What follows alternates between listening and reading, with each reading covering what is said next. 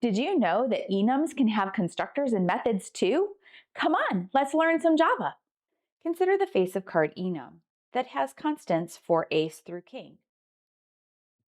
Cards also have a value and whether or not they are a face card or not. A face card would be jack, queen, and king. The card values could be something like this, where ace has the value 1.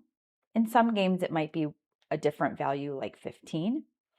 And the cards 2 through 10 could have the same value as their number value, or in some cases it might be 5, depends on the game. And then jack through king could have the value 10.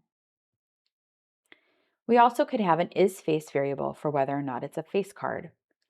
Card value and isFace are dependent on the face of card and should be associated with these values. We can create instance values for card value and isFace in the face of card enum. Here's a general format for the enum with a constructor and instance variables. Notice that each constant has values for the instance variables. Then we would have instance variables and a constructor that would take the values from the constants and assign them into the instance variables. Let's see what this looks like for enum face of card. Here, each constant now has two values associated with it as parameters. The value for the card value and true or false for the face.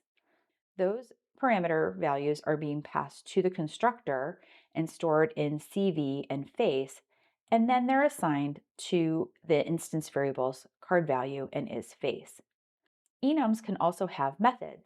Here we have int get card value that's going to return the card value, and boolean isFace card, which returns whether or not it's a face card by returning isFace. Now be sure to like and follow, and check out the links in our description.